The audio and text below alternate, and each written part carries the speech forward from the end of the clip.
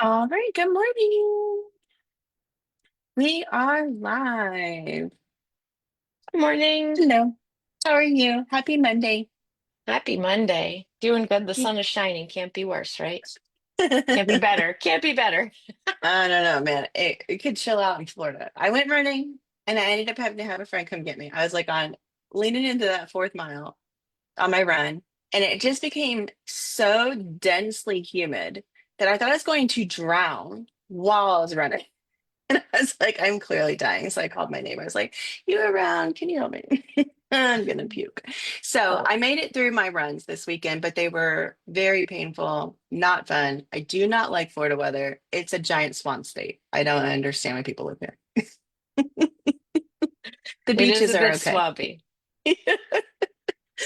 Anyway, well, I'm excited to be here with you all this morning. Happy Monday for anyone watching with us.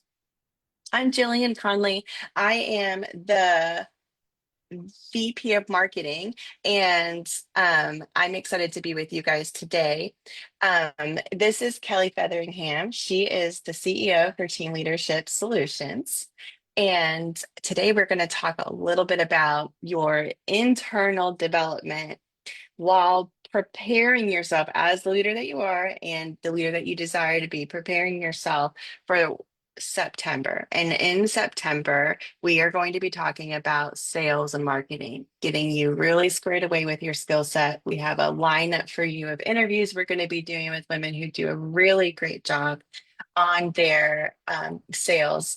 And we are going to make sure you have everything in your tool belt to get through this last half of the year. So, Kelly, I'm so excited to talk with you this morning.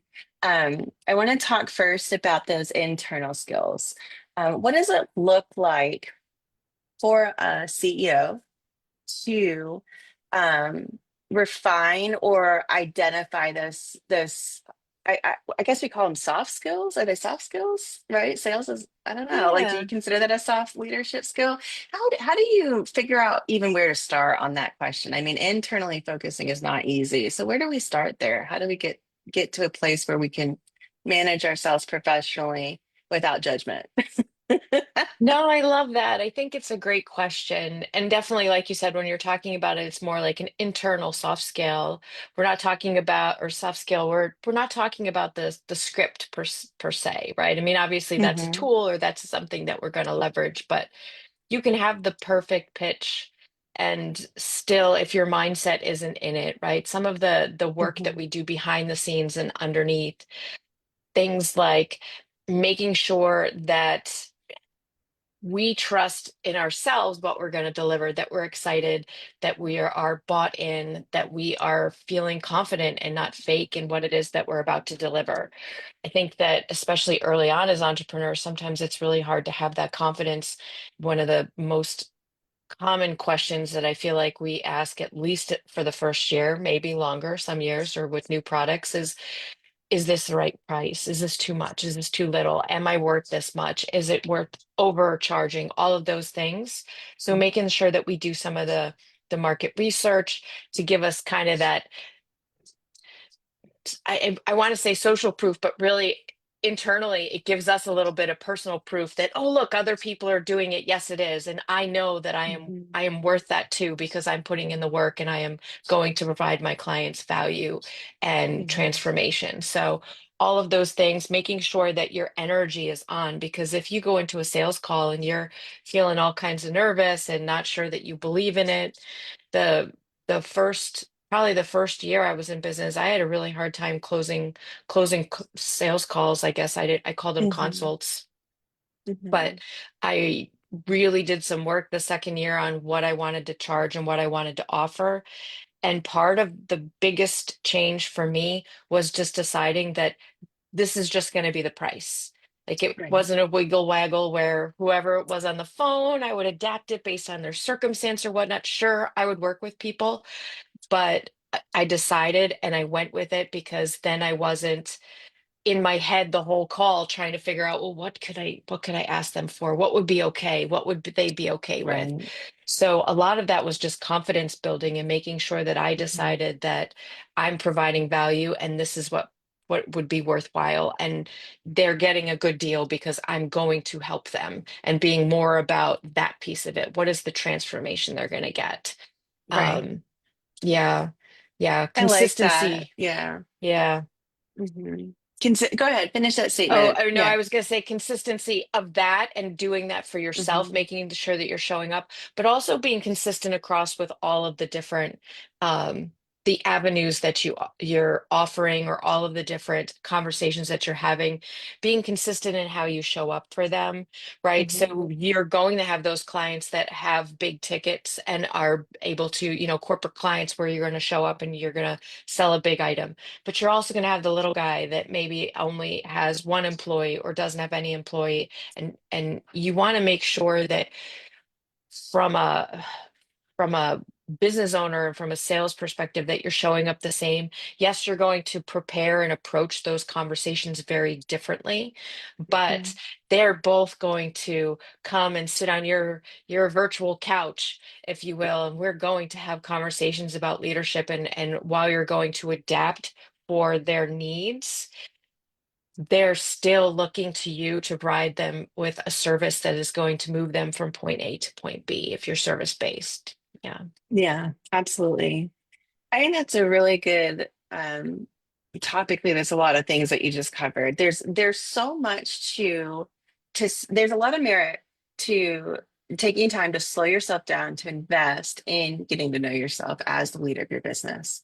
And when we start talking about like time management and prioritization and accountability in our businesses and all of those things, for anyone who is not self-aware enough to identify what they need and don't need, which is a very common thing because some people are overachievers and they don't even know how to identify their own needs. And that's very common with women who are constantly going for the A and going for the next thing and never slowing down to be present. So if we get to that place, or if we have anyone watching or watching later that's in that place, finding a way to go, okay, I know slowing down might feel like I'm dying because a lot of people will say that slowing down feels like death, but slowing down enough to be able to say, what is the reason why people don't say yes to my offering? And then going, how can I overcome that? How can I say that differently, better, with more tact or with more grace or more leadership or more professionalism, whatever it is that you feel like made your consultation drop to a no.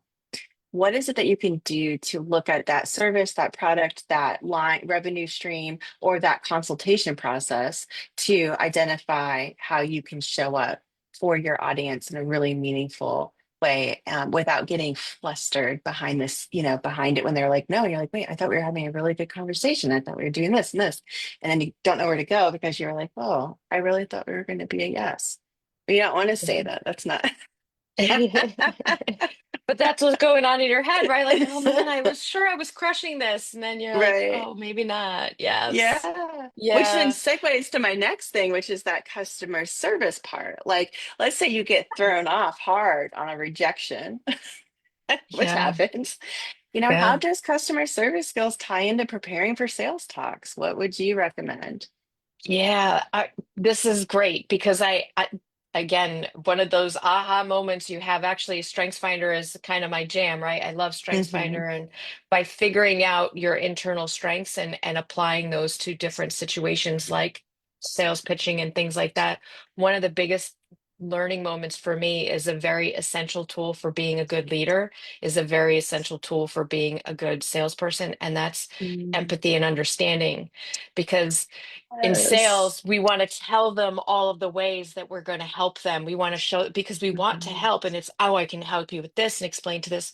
Whereas with leadership, we just need to listen and hear and understand where their challenges are, and then ask them questions to help them figure out their own problems.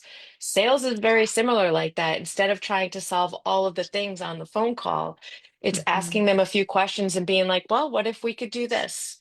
And then letting Yeah. them sit in that mindset of, oh, considering all of the possibilities.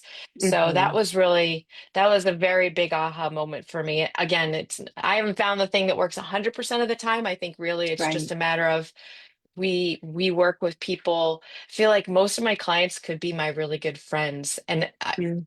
you just kind of start to see that Yeah. you attract the people that really resonate with your energy and with Hmm. the the story and all of the different things and your work Hmm. ethic. So yeah. I agree with that sentiment too. I grew up in the workplace, and you might actually have had a similar experience to this before becoming a business owner. Growing up in the workplace, it always felt like having that gosh, my brain just blanked. Having that feeling of not being empowered in your role to be able to help support those those things that you just discussed, right? Having someone to help you go, hey, I know that that maybe got fumbled a little bit, but can I help guide you back into a safe space? This is where we want you to sit right here. Practice this really well. So maybe for this, because you have someone telling you, which we don't have as entrepreneurs, we don't have a leader telling us what to do, what to sit and focus on. But like maybe they observe you doing something with a customer or client, and they go, I have advice for you. I think you should twist and work this way, maybe say it differently this way. This is actually what resonates better with our brand.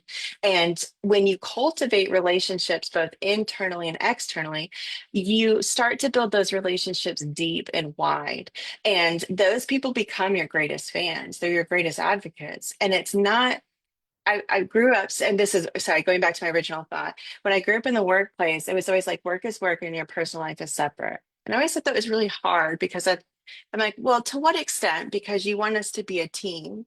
You want us to bond. You want us to, work together. But then if you did work together and you were a team and you were having a good time, then it was seen as unprofessional or whatever those, any situation could have been. Where now, after being a business owner, I would say that my clients really have become my community.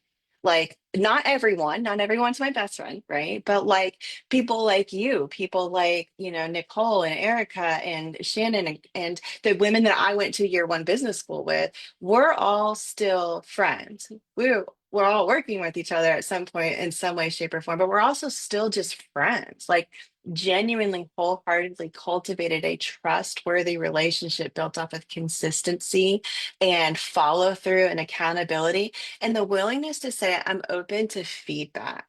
Like, I can't tell you how many times a client felt safe to tell me how they felt in a kind, empathetic way. And me going, I needed that today. Thank you. Right. And it's just because of taking that mentality of going, if you look at those people, whether they're your staff, whether it's yourself, your client base, as just another number, you can do that. That's possible. Maybe your business runs like that. At Whole Foods, we call people basket sizes. You don't even call them humans. We want to know what's your basket size, right? Average is $33.60. Right? Like that's what we call people at Whole Foods was basket sizes. So whatever you call your people who are Mhm. affiliated with your business, finding those people that you cultivate, you can, cultivate a good relationship with, they will be your biggest fans. They will sell your business for you. And I think that that's a really neat. I'm curious if you agree, but do you have any concern or like, is there any kind of like pushback on being friends with clients, would you say, or? No, no, and it's so funny because I actually had the very opposite in work. It was Mhm, very much the same of this is work, work is work. But I grew up mhm, like nobody knew what happens outside the house. Like everything yeah, is, we don't talk about personal life, we don't talk about health, we mhm, don't to this day, like I don't know what goes on mhm. with my parents' health, nothing. Like I Yeah, grew up in a very like children there you are go. to know certain things and that's it. So going Mhm, to work, keeping work and life separate was very normal for me and more mhm, comfortable. So entrepreneurship and a lot and business school, all that I still the warm and fuzzy thing. It makes me a little stressed sometimes, but I'm mhm. finding that the longer I'm doing it and the more I'm doing it, I love the community. Like I do look back now and think, oh, my work experience might have been very different if it was different like that, because it has been such a positive shift. Mhm. But it is something that's not natural for me. So I have to think about, when you're having conversations with potential clients, that idea of sharing a little bit of yourself, it's almost like I have to have a post-it note to be like, it's okay to Right. share. It's okay to share. Hmm. Like, don't go too deep, but it's okay to Yeah. share. So, Yeah. yeah, I've really enjoyed that part, and I Hmm. haven't really had too much pushback. Again, I think because for me, sometimes I have to remind myself, and I have to do a check, like, is this a person that I should be trying to be Yeah. more friendly with? Or I find it to be Hmm. very academic decision making in my head, of me kind of, Hmm. or leaning on people like you and Heather and Right. Tina to be like, should that one be more formal, or can I be friendly with that one? Right. Because I'm just not sure. Yes. My people reading Absolutely. skills aren't the greatest. Hey, you know what? Me too, girl.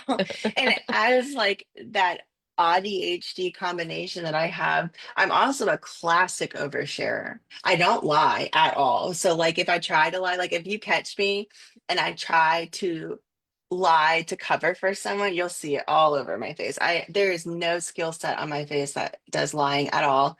I will panic. Like I just and I'll just tell myself. Never mind, it wasn't me. Yeah, I can't Yeah. read you either. So like if I'm in trouble, I don't know, just say it. Yes. What did I do Yes, but wrong? that makes me Yeah. want feedback. Like, Hmm. I'm constantly Me too. asking for good or bad. Like, I'm fine with any kind of, and I don't really necessarily need the accolades, although they're nice, but I would much rather you Hmm. come with me constructive and be like, could we do a little more of this or a little less of this? Because I Yeah. just, that pleaser in me just wants to get it just right for you so that you have the Mhm. wonderful experience that I hope that you have. Right. And I think Yeah. that that's actually a really good segue into this next question, which is talking about that internal preparation, because that feedback loop can be tough. And if it's not done well, not everybody's your friend. Not everybody wants the best for you. Not everybody's going to say it with empathy. Not everybody's going to be vulnerable. Not everybody's going to hear your empathetic vulnerability and receive it well. And so that internal preparation, I would say, is probably one of the most important pieces, because what's up here is going to dictate everything out that comes out, including reactions and responses. So, how would you recommend prepping yourself? Because if you're going in a season of sales, you're going to be in a season of rejection. If you have rejection sensitivity and that stops you from promoting your business has no one advocating for it. How do we prep for that? No Oh pressure. gosh, Put, rejection. Yeah. put your psych hat on for a second there, Kelly Oh my leadership. gosh. How do we Well, prep for that? yeah, I think that the first thing is just expect it, right? You just have to remind yourself that it is I Yeah. try to look at it like a numbers game, and do the little hash marks with the line through and be like, Hmm. okay, you're gonna get three lines of no's, but then when you get that one, you celebrate the win, right? Hmm. Things like that. The other thing that Right. made me think about that is feedback. When we're getting feedback from our peers, and as especially if you're early in business, or even I mean, it's 7 years now, I still look for feedback and ideas. This is your baby, you get to do whatever you want with it, so beware of taking in too much of that, because sometimes it can lead to Yes. worse squirrel syndrome, because you've got five different ideas. Now it's like your idea Hmm. is gone and you've got all Right. these ideas. Which one do I do? In leadership, I always coach um, leaders to ask for very specific feedback. Because if Hmm. you go into, hey, how did I do with that speech? You're going to Hmm. get everything from what you were wearing to how you were standing to how you held the mic, where we haven't even talked about what you said. Meanwhile, Hmm. you probably were just interested about how was the opening or how was the closing. So be very Right. specific about what you ask people for feedback. When you say, Hmm. could you give me some feedback about how I showed up and delivered my pitch, my speed, my Hmm. my cadence, the content? The more specific you are, that will zone people in to give you the feedback that you're looking for. They may give you Right. some other stuff too and be like, "Oh, and that shirt looks great on you," right? Hmm. But if you make sure to ask the specific piece you want, then you're more likely to get the specific piece, and then you can just Yeah. funnel off the rest. Like, that wasn't great, I Right. appreciate that, but in your head you kind of have to build that mental resilience of, that's fabulous, and maybe I'll put that in the nice to know column. But Hmm. the piece that I really needed to know was that piece that they answered first, because that was the piece I was working on.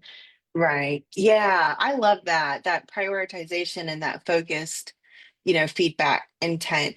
When we build brands, as an example for anyone watching or watching the replay, when we build brands and I give visual stuff back to clients, I always tell them the feedback I'm looking for. This is a rough draft. We are not critiquing this in this way. It means I'm looking for this, this, this, and this. Do you like that font? Do you not like that font? Do you like that color? Do you not like that color? I literally write it all out. How we want to get that feedback back because we know it's not done. We know it's in concept, but for people who are not naturally creative, who can't track with a creative process because maybe they're a little bit higher on that type A energy than the creative flow energy, that's fine. But it's really easy for them to lose sight of the whole project by going, oh, or I love it all, or I don't like any of it, or I don't know.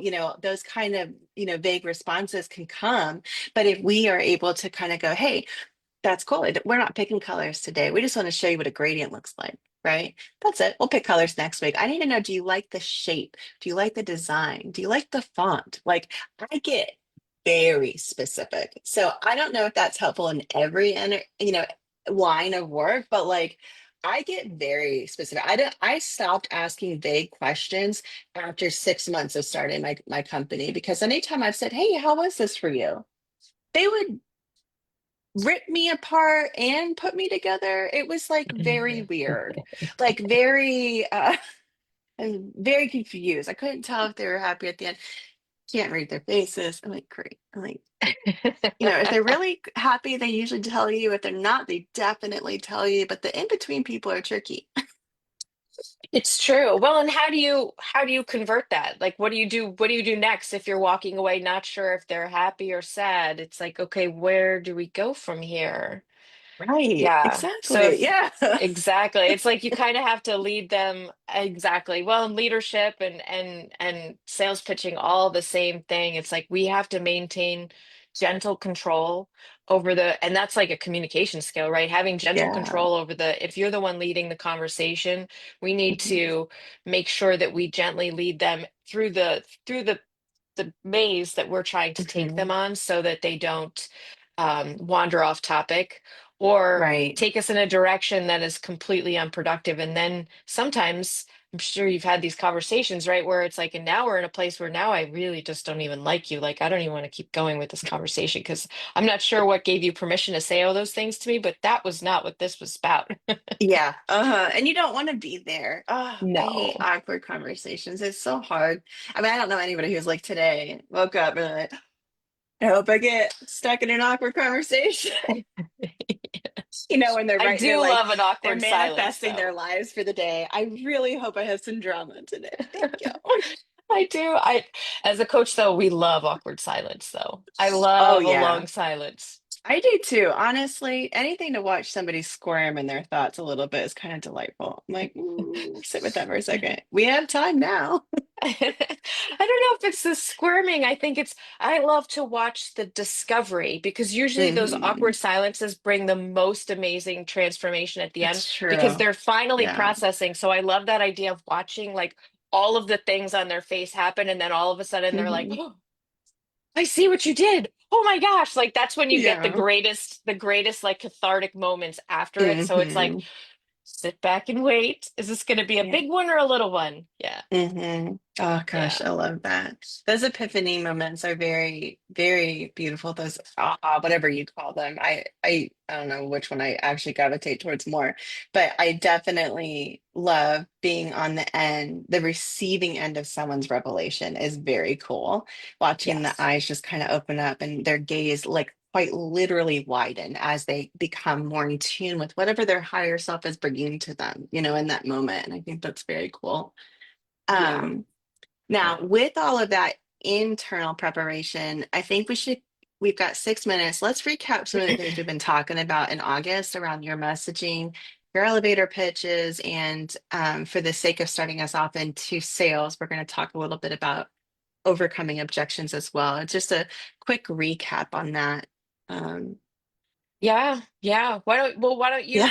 you talk a little bit about that's the sales and marketing's your lane, right? Those pitches. You've helped me so much in Yeah. some of my messaging. So tell us. Yeah, for sure. So I think the friendly reminders, if you haven't been watching the August series, we've been talking about messaging and branding and stuff all month. So feel free to go back because you need to get that stuff buttoned up. If your messaging is unclear, ambiguity detracts your buyer, fail, right? Like we just don't want to do that. And not even fail from like that was probably not the word, but I just mean like, okay, bye, because it just Right. eventually would go away. And so when you have a clear message, what you're able to do is you're able to identify the who, what, where, when, why, and how of everything you do as a business owner. But coming into this conversation, I would love to push you to figure out your own messaging and positioning for yourself. For yourself, who, what, where, when, why, and how. Who am I as a CEO of my business? What am I wanting to achieve as the CEO of my business? How am I going to get there? Why do I want to, asking yourself those questions, getting into that more internal side of your connection to why you've started, I think is a really big starting place because you will find as you remember who you are as a business owner that those no's are a lot easier to take when they just don't align. um, you can still be friends with people who say no to working with you. That's something that I've learned over the last, 5, 6 years is like that those lines can be blurred, but they can be very separate as well. And they can be good experiences. But that self-awareness piece, I think, is just so crucial because if you don't know who you are, it will feel like they're rejecting you as an individual. It'll always feel like they're displeased with your quality of work, or you'll have a story running through your head. But if you know your messaging, both for your business and for yourself, it'd be like, well, that doesn't align. That's not who I am. That's not who I serve. I don't want that type of client, or that's not where we're going as a business. That's not the clear view head of our mission. Right. And so I think getting clear there is definitely a good way to prep for sales. Imagine the confidence you have when you have that too. There's nothing worse Hmm. than showing up to a networking thing and you're like trying to scramble and figure out what am I going to say when they get to me? How am I going to say it? And then you hear all of the other ones and it's like, oh, they've got it all figured out. Mine sounds stupid. And then you're like reworking it 10 seconds before they call on you. And then it's like that freeze. I just do this. I'll put in the Yeah. chat. Hmm. Right? I mean, Yeah. saying this from personal experience. I've totally done that a few times, right? Because then Hmm. you second guess. So knowing that here, who, what, when, where, why is such an Hmm. empowering thing as a business owner. And this is, I pulled this out. This is, you haven't Yes. read this. Start with that one. Simon Sinek is my That's right. communications hero, and he is the guru right now in marketing all things communications. Why before what? That book fully changed the way I do marketing. I read that when it first came out, and I reread it probably 4 or 5 times. Yeah. That book was empowering both towards my own personal life and how I make decisions, and then even towards my business. It's a great book. Yes. And it's good you read it over. And I think even as business owners, at least once a year, because our why might shift. You add new Yes. services, your clients change, you get demand. Like my company has Mhm. meandered quite a bit based on what the clients have asked for, right? So my why has Mhm. really kind of evolved over time. So it's good to revisit and make sure that you're really in tune with it. Right. Absolutely. I agree with that. Mhm. With the last 2 minutes that we have, I'm going to speed through elevator pitch reminder, and then I want to talk about overcoming objections. If you have not taken time to craft your elevator pitch, the reminder is this: you should be able to easily communicate who you are, what problem you solve, and what result you create in any given situation. Some businesses or organizations do really well with multiple elevator pitches because they have 3 areas of focus that focus on 3 different audiences. That's totally fine. Go write all 3 of them. But if your business only focuses on one audience, you may not need more than one. You could have one for your whole company that represents everything, all encompassing. So when you're writing your elevator pitch, remember the thing you need to keep structured and the way you want to write it out is who you serve, what problem you solve, and what results you create. And then when you have it written out in a singular sentence, maybe two, or a semicolon sentence. Keep it really short because you need to practice it. Is there any Yes. science behind standing in front of the mirror and practicing things? I feel like Kelly might know about that. Does that There, exist? I feel like it does. yeah, yeah. Well, the mirror, it used to be the mirror. Now it's Zoom or now it's your phone. You can Oh record yourself yeah. over and over and over and then see how your Hmm. face does things. And, because some of us do, like my face does some weird stuff sometimes. And I'm like, oh, I need to work on that because you don't realize it, right? Yeah. Yeah. And all of those Like when my things face help turns red. convey. Yeah. Just kidding. Can't fix that. I was just kidding. Sorry. No, no, it's so true. Oh my gosh. Oh yeah. I would almost land. See, I almost went down the rabbit hole on a story there, but yes. Mhm. So now, but objections, tell us about objections, right? Because you've got this great Yeah. elevator pitch, and then how do you Mhm. get it when people are like, but, and they're poking holes at it?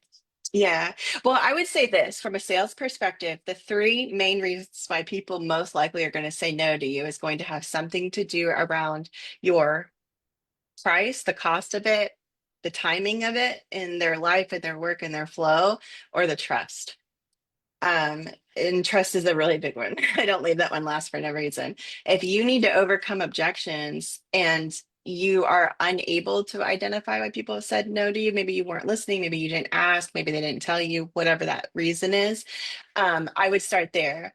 Write a statement that would overcome the objections to cost of your service. Then write the statement that would help you overcome their objection towards timing. And then with trust, how do you cultivate trust in communication? And I think you nailed that one in the very beginning when you were talking about consistency. Yeah. Yeah, consistency. Trust is I think trust is the hardest one to overcome because it just takes time, right? I mean, Yeah. in the world of online sales, I mean, the people and it took me a while. I'm like, I have to post over and over. Like, what Mhm. if, but it's the same thing. It doesn't matter. You're hitting different people and you just have to Right. be consistently showing up so that they believe that you mean it. Like I didn't just Right. randomly decide to post something this week because I wanted to sell some money like a tag sale, right? I mean, Right. I am showing up every day doing this because I believe in this and I want to help people. And then they need to understand that and believe that in your messaging and all of the things that Hmm. Jillian teaches have to reinforce that heart because you have that heart and the people closest to you know it, but the strangers don't know that. Yeah, I agree. Absolutely. And that also, that consistency factor, reminding you that if your clients do ultimately become friends or word of mouth marketers for you, that consistency factor is going to be the thing that they celebrate. Right? Yeah. They're going to say, oh, every time I call, they respond. Every time I send an email, I get a response back fast. If I ask them a question, they always answer it kindly. They're never, degrading. They're never rude. They're never just whatever it is that you do really well as a business. Those friend clients are going to be your best advocates. So if you don't know how to overcome objections, go sit with them. Ask them, hey, I know you said yes to working with me, but if you were to say no, what would have been your hesitation? Finding That's out, a what, great idea.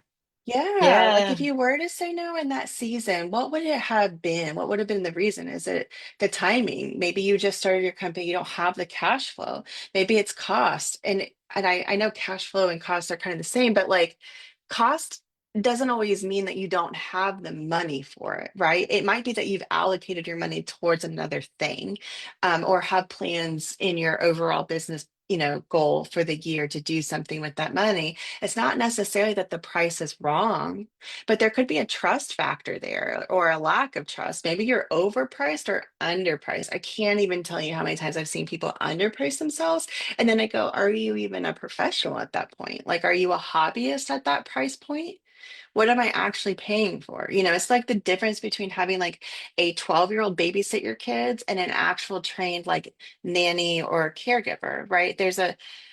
You got to be able to trust the person that you're working with, but that comes through your internal work that then becomes the outward impact. So everything you do for yourself eventually will ripple out into your work, your life, your family, your friends, your clients, and so on. And so taking that first step to go, how do I need to manage myself in this season? What do I need to prioritize in myself and for myself? And then going from there, have I cared for myself well enough to earn working hard for my business? we have to say that statement differently because we've always said it. I haven't worked hard enough to rest. I haven't worked hard enough to earn my, spa day or to earn my downtime or to be able to do nothing. And it's like, no, no, no, no, no. Have you rested well enough to be able to give your best work so that you step into that role and you're just on it? You're ready with whatever objection comes your way. You're ready with whatever problem falls on your lap because you've cared so well for yourself that you're able to be the leader you were called to be for your business and for your community, for sure. I love that. I love that. You said that resting a couple of times, and Mhm. it's such a powerful point to remember. It really is because it's true. It's Yeah. like, oh, I just push, push, Mhm. push. We do so much of Mhm. that, and it is good to slow down and consider. Yeah. Absolutely.